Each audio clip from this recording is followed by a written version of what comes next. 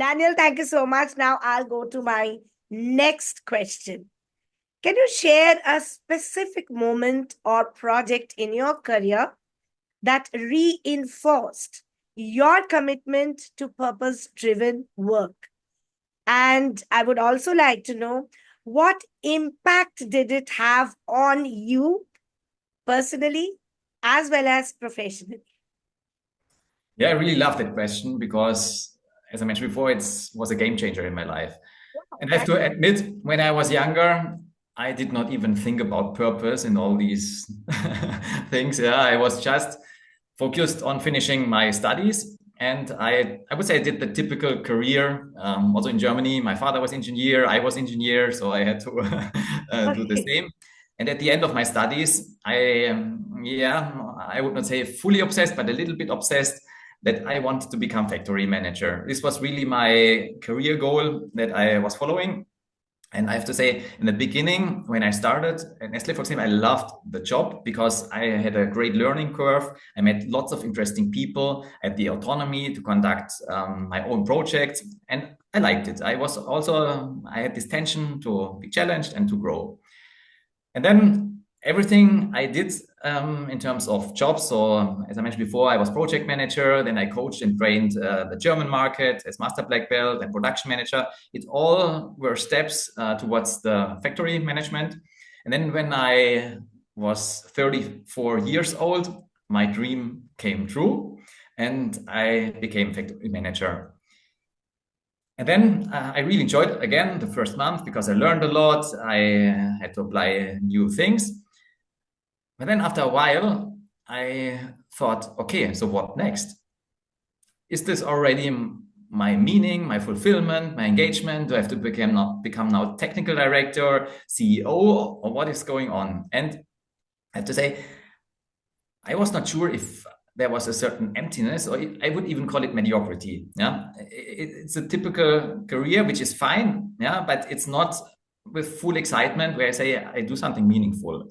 But what I was absolutely passionate about in this time, I did workshops about high performing teams with the complete site.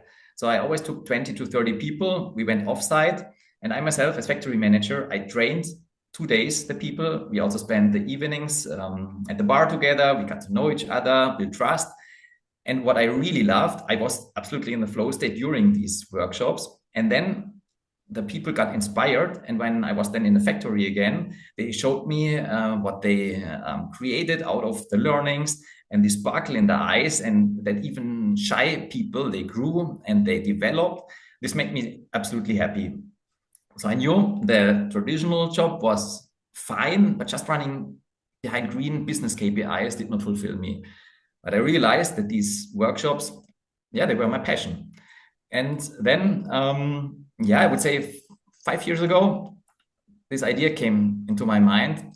Also, when I reached nearly the 40s, yeah, how do I want to spend my second half of the life? Is it about money or is it about time? And I have to say, for me, it's really about time. I don't want to have regrets at the end of my life, not to have lived what I really stand for. So to be fully authentic. And then the idea came up to create my own business. But before, I did also for myself a 2 day workshop, which I call Find Your Purpose. So I did lots of exercises, reflections to find out what is really Daniel, what is my identity, what do I stand for, what is my authenticity, and what makes me happy, but also what brings this benefit to others. And this is what I said in the introduction. So I like to inspire the people that they unlock their own potential, but I want to also create an environment in private and business life about engagement, so this passion, and that the people really say, I love what I do. The effectiveness part, so productive and create something, yeah, meaningful.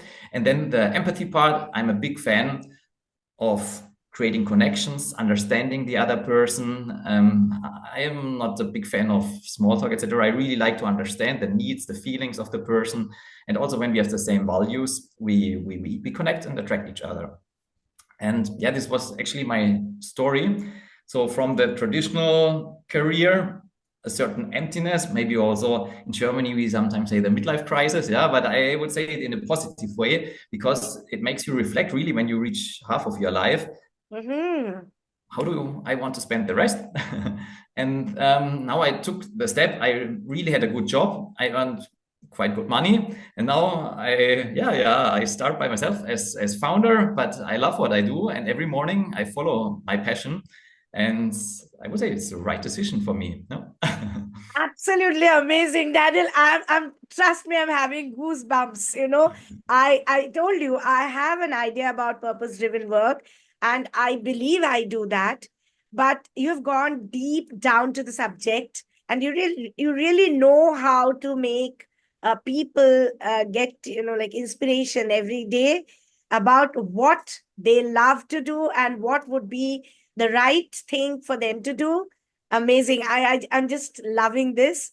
So, Daniel, I had a question. You said you didn't want to be into the mediocrity, and you mentioned that purpose-driven work will put you away from mediocrity. And I am talking about. Then, do you mean to say that they'll get into the excellence zone? Yeah. So maybe why I said that. So there's this book from Bronnie Ware. It's an Australian nurse. The top regrets of dying people, and the main regret was really to live not according to your authentic self, but to the expectations of society and others. And I really look at the end of my life. How do I want to spend it? And that's why I said I want to go out of the mediocrity and say at the end I lived my life with all the challenges, all the setbacks, all the failures I had. But I was Daniel and it was myself. And yeah, absolutely. It's going from the comfort zone. So what everybody is doing, this typical lifestyle, Yeah. to the learning zone. I call it learning zone. So you get stretched, you get challenged, you have to overcome your fears actually, which is not easy. I cannot tell you how many negative thoughts I had that told me financial security, will you succeed, are you really sure you're doing that?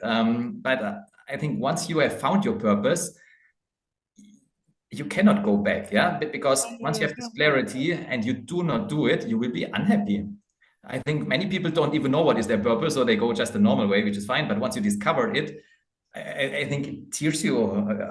It's a different world altogether. Yeah. Wow. I mean, Mm. Daniel, you're making me think and think about this because, yes, I mean, if I know what is my purpose, I get so much of clarity. And incidentally, I went to, like a seminar 2 days back, and they have given me a band. I don't know whether you can see.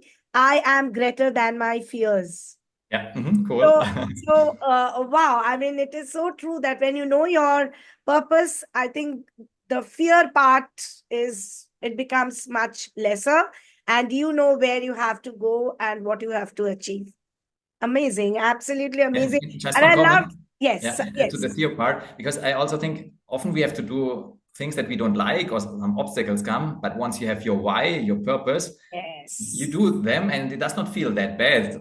Of course, it's maybe not your main passion, but you know it belongs to your higher purpose, and then it's Right. okay to do them. No? Yeah, and I loved the point that you mentioned that when we reach midlife, we start thinking what is the best way we can lead the rest of our life. And I think there you got your purpose, and I have already got my purpose.